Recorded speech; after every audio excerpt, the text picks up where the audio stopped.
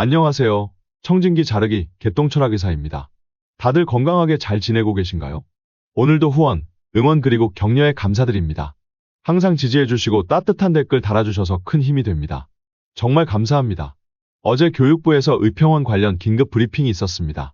박민수가 가더니 이젠 교육부 차관이 나왔습니다. 뭐 돈이 얼마나 들지는 모르겠고 아무튼 예산을 투자를 하겠답니다.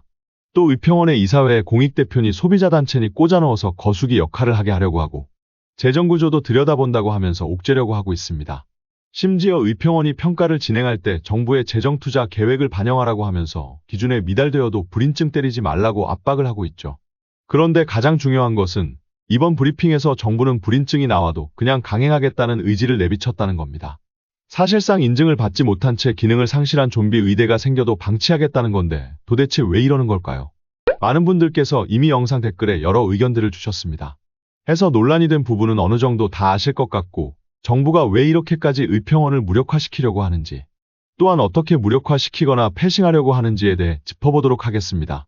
다들 아시겠지만 의평원을 무력화시키려는 의도는 불인증이 나올 가능성이 굉장히 크기 때문입니다. 이전 영상에서 말씀드렸듯이 25년 2월 이전에 불인증이 나올 경우 법적으로 입학생들은 의사 국시 응시 자격이 없습니다.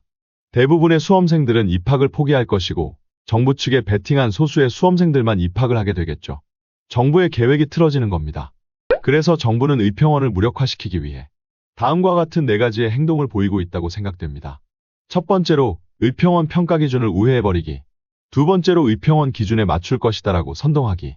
세 번째로 시민단체 포함과 재정 압박으로 직접적으로 의평원을 무력화시키기. 네 번째로 의평원 불인증이 나와도 무시하기가 그것입니다. 4가지 행동을 살펴봄에 앞서서 의평원 평가 기준을 맞추는 것이 왜 힘든지, 왜 불인증이 나올 가능성이 큰지부터 짚어보겠습니다. 의평원이 이번 평가에 사용할 기준은 ASK 2019입니다. ASK 2019는 세계의학교육연합회인 WFME의 국제표준 평가 기준을 연구하고 번역하여 국내 실정에 맞게 적용한 것으로 USMLE, JMLE 같은 해외 의사 시험에서도 한국 의대 졸업자는 특별한 절차 없이 의대 졸업을 인정해줄 정도로 의평원은 지금까지 글로벌 스탠다드에 맞게 엄격하게 인증평가를 진행해왔습니다.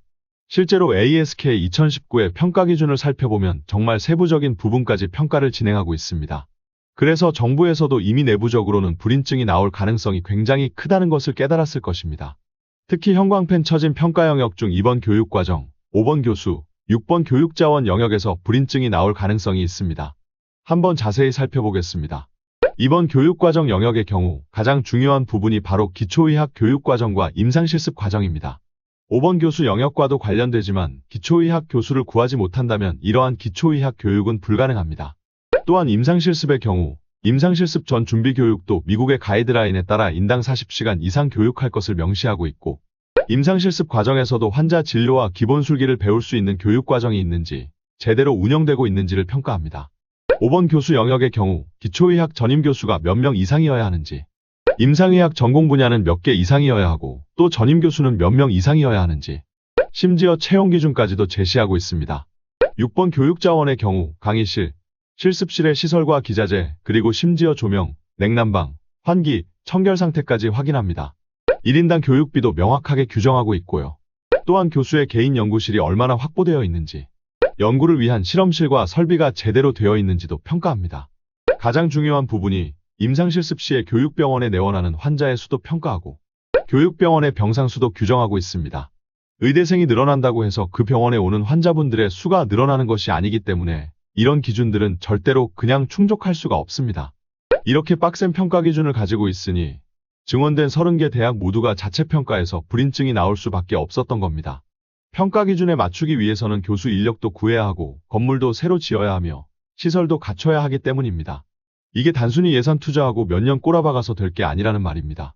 당연히 정부에서도 내부적으로 불인증 가능성이 크다는 것을 인지했을 거고 그래서 말씀드린 4가지 행동을 취하는 것으로 보입니다. 첫 번째로 의평원 평가 기준을 우회해버리는 겁니다. 꽤나 논란이 되었던 사건이기에 많은 분들이 이미 기사를 보셨을 것 같습니다. 물론 국민의힘 김정재 의원은 신설 의대에만 적용되는 거라며 포스텍 의대를 위한 거라고 했지만 정황상 의도가 드러나서 황급히 수정한 것으로 밖에는 보이지 않죠. 두 번째가 의평원 기준에 맞출 것이다라고 선동하기. 세 번째가 시민단체 포함 및 재정 압박으로 의평원을 직접적으로 무력화시키기였습니다. 이번 교육부 긴급 브리핑에서는 이 두 가지가 너무나도 적나라하게 드러났습니다. 먼저 의평원 기준에 맞출 것이다라고 오직에 선동을 해댔습니다. 구체적인 계획은 없지만 아무튼 예산은 투자할 거고 아무튼 교수 인력은 구해온다고 하죠. 특히 기초의학 교수님의 경우 생명과학과 등 유관학과에서 충원하겠다고 하는데 이건 의평원 평가 기준에 맞지 않게 될 가능성이 있습니다. 기존의 의대에 오래 계신 탁과 출신 기초의학 교수님들은 의대에서는 어떤 것을 위주로 가르쳐야 하는지 이미 알고 계십니다. 그러나 제 경험에 비추어 볼 때 갓 의대에 임용된 탁과 교수님들은 보통 임상의학에 필요한 기초의학 지식이 뭔지 잘 알지 못합니다. 즉, 기초의학과 임상의학의 연계가 끊어지는 것이고 이 항목을 충족하지 못하는 거죠. 교육의 질 저하가 예상되는 부분인 겁니다. 심지어 병원 교수님의 경우에는 논문이 없어도 교수로 임용하겠다고 합니다. 전문의 자격증만 있으면 그냥 데려와서 춘식이 니는 이제부터 교수여 라고 해버리고 국민분들한테는 임상교수 이만큼 더 뽑았으니 의학교육질 저하는 없습니다 라고 선동하려는 거죠. 임상연구나 의대생 교육 이런 건 이제 신경 안 쓰겠다는 거고 그냥 보여주기식으로 여론과 선동에만 집중하겠다는 겁니다. 또한 브리핑에서 공익대표와 시민단체를 이사회에 포함시키라고 하고 재정구조를 보겠다고 하면서 의평원을 직접적으로 무력화시키려고 하고 있습니다.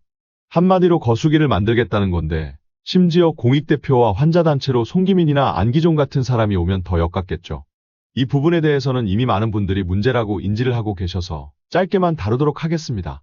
공익대표든 소비자단체든 환자단체든 전문성이 필요한 위원회에 이상한 시민단체가 들어오면 이런 모습일 겁니다. 이런 거수기 위원회에서 결정된 사항으로 인해서 의학교육의 질이 저하될 경우 그 책임은 도대체 누가 지겠다는 겁니까? 네 번째로 가장 중요한 부분인데 이번 교육부 긴급 브리핑을 통해서 정부는 의평원에서 불인증이 나와도 강행하겠다는 의지를 내비쳤습니다. 한 기자분이 의평원에서 불인증이 나오면 의료계 통일함과 상관없이 26년, 27년 정원 조정이 가능한가라고 질의한 것을 기억하실지 모르겠습니다. 그런데 그 답으로 정책실장인지 뭔지가 나와서 26년과 27년 정원 조정은 별개이고 감축한다는 부분은 없다라고 말했죠. 개인적인 생각으로는 기자분의 질문의 의도는 선함돼 의대 때는 불인증을 받은 후에 교육부가 신입생 모집정지 처분을 때렸는데 이번에도 불인증이 나오면 모집정지 처분을 할 것이냐였다고 봅니다. 그러나 교육부는 아니라고 했죠. 즉 불인증이 나와도 신입생 모집정지 처분을 하지 않을 것이고 그냥 불인증인 좀비 의대로 놔두겠다는 뜻입니다. 신입생이 불인증 의대에 입학해서 나중에 국시 응시를 못하든 말든 손 놓겠다는 뜻이죠. 멈출 의지가 전혀 없는 겁니다.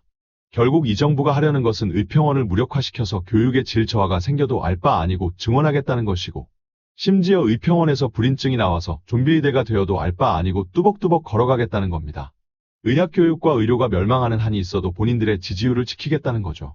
나중에 국민보건에 위해가 생기든 말든 국민들이 제대로 치료를 받든 말든 역시 알 바 아닌 겁니다.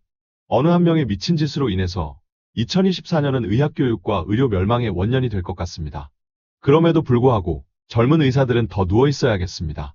어제 의협의료정책연구원 포럼에서 한 교수님께서 말씀하시길 한국은 외국의 체제를 그대로 들여왔기 때문에 전문성을 인정받기 위한 투쟁이 없었다고 합니다. 이번 투쟁은 국가와 의사라는 전문가 단체의 관계를 재정립하기 위한 것이고 이번이 젊은 의사들의 마지막 투쟁이 될 것이지만 동시에 가장 강력한 투쟁이 될 것입니다. 안 되면 파멸할 뿐이죠. 항상 말씀드리지만 전공의와 의대생은 함께 갈 것입니다. 함께 갑시다. 오늘도 영상 시청해주셔서 감사합니다. 더 많은 제 개똥 철학과 뇌피셜을 듣고 싶으시면 구독과 좋아요 부탁드립니다. 감사합니다.